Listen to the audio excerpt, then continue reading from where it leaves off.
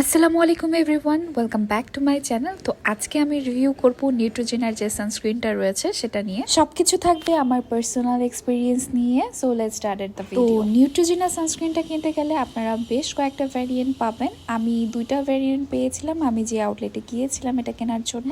একটা পাইছিলাম Indian variant, আর একটা হচ্ছে এটা যেটা আমি কিনেছি এটা ইউএসএ ভ্যারিয়েন্ট। আপনারা সেখান থেকে যে কোনো একটা ভ্যারিয়েন্ট আপনাদের স্কিন ওয়াইজে চুজ করে নিতে পারেন। ইন্ডিয়ান যে ভ্যারিয়েন্টটা রয়েছে সেটার কস্ট একটু কম পড়বে, এটা হচ্ছে 700 টাকার মতো, আর এইটা যেটা আমি নিয়েছি এটা পড়েছে 900 টাকার মতো। প্লাস ছিল ভ্যাট, যেহেতু আমি একটা সুপার শপ থেকে নিয়েছিলাম ভ্যাট ছিল আর কি কিছু। যাই হোক, এটার প্যাকেজিংটার কথা যদি বলি, আমার কাছে প্যাকেজিংটা বেশ ভালো লেগেছে। এর আগে আমি নিউট্রোজেনা ব্র্যান্ডেরই ওয়াটার বেস যে ময়শ্চারাইজারটা রয়েছে এটা আমি ইউজ করেছিলাম, যেটা আমার স্কিনে অনেক ভালোভাবে স্যুট হয়ে গিয়েছিল। আমি বর্তমানেও কিন্তু ওই ময়শ্চারাইজারটাই ইউজ করি যেটা আমার স্কিনে একদম স্যুট হয়ে গিয়েছে। তো ওই ময়শ্চারাইজারটার মতোই কিন্তু সানস্ক্রিনের প্যাকেজিংটা করা, অর্থাৎ ব্লু যে ভার্সনটা রয়েছে ওটা ব্লু ভার্সনটা বজায় রাখছে আর কি। ব্লু কালার আর কি, যে ব্লু কালারটা একদম আইকে ক্যাচ করে আর কি, মানে একটা শান্তি শান্তি ভাইবস এনে দেয় আমার ক্ষেত্রে।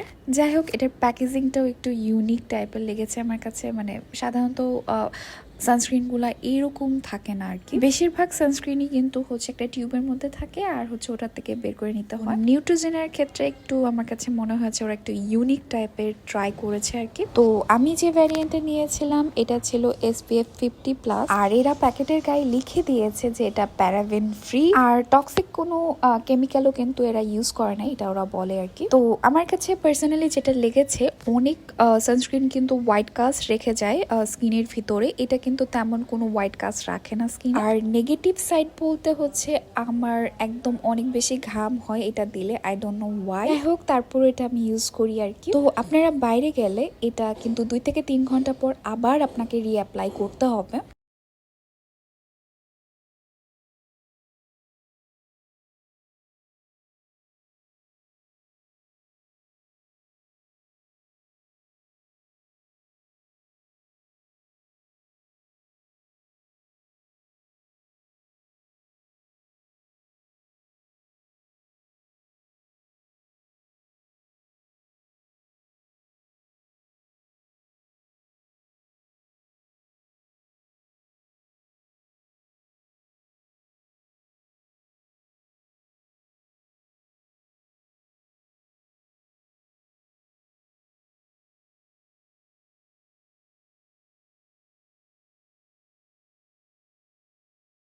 সো আমার সাজেশন হচ্ছে আপনারা বাইরে যাওয়ার 15 থেকে 20 মিনিট আগে কিন্তু এটা আপনাদের অ্যাপ্লাই করে নিতে হবে, তাহলে একদম আপনার স্কিনটা প্রিপেয়ার্ড হয়ে যাবে বাইরে যাওয়ার জন্য। আর এটা কিন্তু খুবই ময়শ্চারাইজিং, মানে আপনার স্কিনকে একদমই ড্রাই করে না।